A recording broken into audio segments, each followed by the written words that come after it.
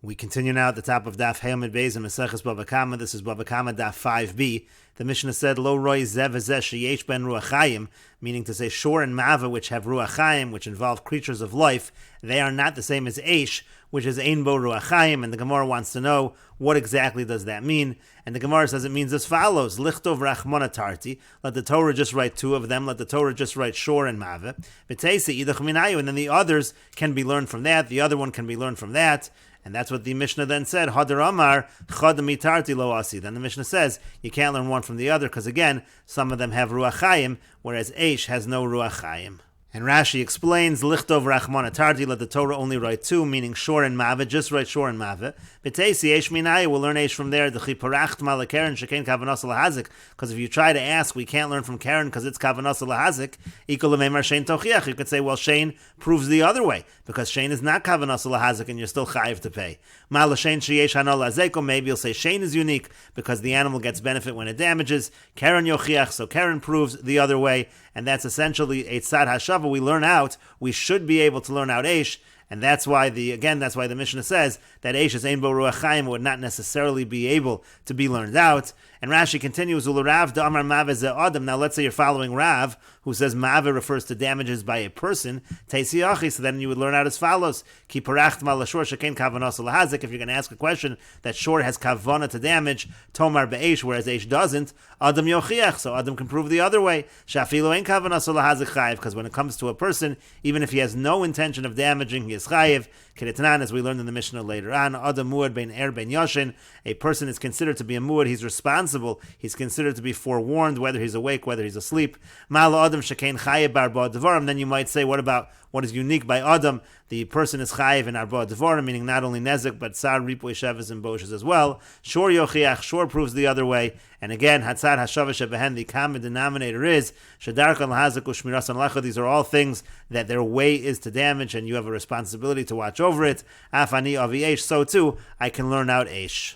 And the Gemara continues, Amar Rava says, V'kulu, and all of them, ki shadis bor beinayu, if you throw bor among them, so asya kulu b'mahatzad, you actually could learn everything out from a mahatzad. There is a tzad hashava that will work when you involve bor, levar mi keren, with the exception of keren, mishum de'ikol mifrach, because you can ask the following question, malakulu shekein muadun mitchilasan, meaning if you're trying to learn out keren from the others, that's always going to be problematic, even if you throw bor into the mix, because all of those are unique. All of the different types of mammon hamazik are unique, that they're muadin mitchilasan. They're considered forewarned from the very beginning. There's no concept of tam and muad, and therefore keren is unique. You would not be able to learn out keren no matter how you construct the tzad hashava. And we will not go through the entire Rashi, but just the beginning of the Rashi to see an example. V'kulu kishadas bor beinayu asi. As long as you put bor among what you're learning out from, you'll be able to learn anything out. Again, with the exception of Keren.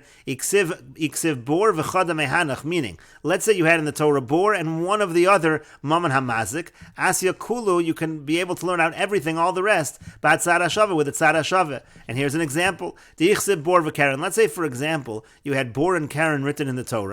Asya shein minaya, you would be able to learn out shein from the combination of bor and keren. Hachi, and it would go as follows. Ma bor shein darko leilachul hazik chayiv. When it comes to bor, that's unique. It doesn't actually go out and damage, and it's chayiv. It just sits in one place. Shein shedarko leilachul hazik lo kol shekein. So shein, which is the way of the animal to go out and eat the food, that certainly should be chayiv. But you might say ma bor shekein tchilas asiyaso omed lenezik. When it comes to bor, that's unique because the very beginning of its formation, it's made to do damage. Tomar b'shein, whereas shein is not that way. Keren yochiach, but Keren can prove the other way on that because it's not tchilas asiyaso omed lenezek.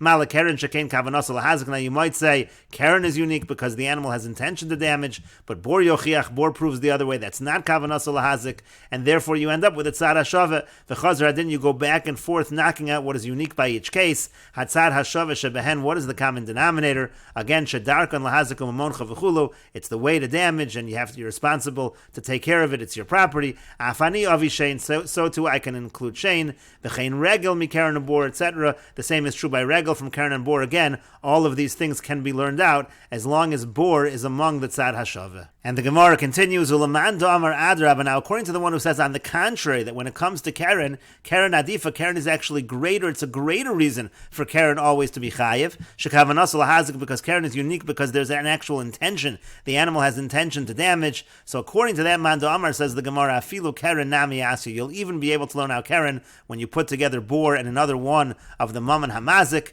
And Rashi explains, when it comes to Keren Ulaman Damar Lo Ispara Sheikha, the one who says that Keren is greater, Rashi says we don't really know where the source of that Man Damar is. And the Gemara continues, but if that's the case, if you could just take Bor in any one of the other cases of the Mammon Hamazik and learn out the rest, so then why did the Torah write all these various Avos Nezikin in the Torah itself? And the Gemara answers to that, Lehil Chosein. The only reason they're all written in the Torah is because they all have specific halachas that need to be noted. Keren lechalik ben tam and muad. For example, Keren has a unique halacha that there's a distinction between tam and muad. Shein v'regel lepotron b'rishas harabim. Shein v'regel have a unique halacha that they are exempt if that kind of damage happens in rishas harabim. Bor, when it comes to Bor, liftor boes hakelim. There's an exemption there if kelim get broken in the pit. Ul Rabbi Yehuda de mechayev al nizkei kelim. Now, according to Rabbi Yehuda, who says there's no such exception, even by Bor, you're chayiv on the damage done to vessels, liftor bo esa adam. So still there is a p'tur, there is an exemption when it comes to Bor. By a person getting damaged in the Bor, there is an exception. And adam, what's unique by adam? L'chayvo barba devarim. By adam, we find that there's again arba devarim, not only nezek, but also tsar, ripoy, sheves, and boshes. And eish, what's unique by eish? Liftor bo esa taman. There's an exemption. Let's say the fire burned something, but that item was concealed, so that's an exemption. You're not chayiv to pay for that. Rabbi Yehuda, now according to Rabbi Yehuda, the mechayev al nizkei tamun be'esh, who says that when things are concealed, you're chayiv by esh nevertheless, leisuye mai. So again, what is it coming to include? Meaning to say, what is the unique halacha by esh that the Torah needs to write esh?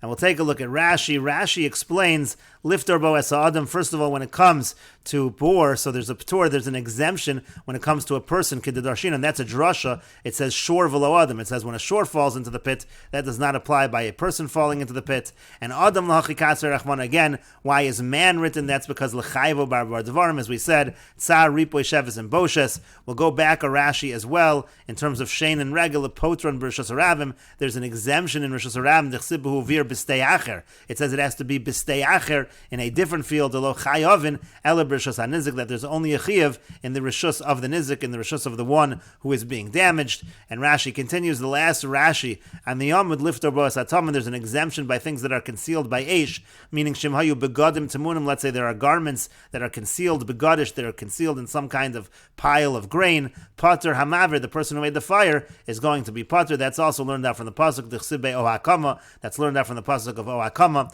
V'darshina b'shili akones tzon ladir. We learn it out later on. Makama begolo yaf kol goli. We learn from that pasuk it has to be something that is not concealed. La'afuke tamun, to exclude something that is concealed. To lo, in that situation, there's no chiyuv by eish. Masha einkein b'shor uboru mave. That's not true by shor and born mave. For Rabbi Yehuda kapolig hasam. And Rabbi Yehuda, he argues in terms of the halacha of tamun by eish. And we will continue with this discussion in the next video on Daf Vav Amud Aleph.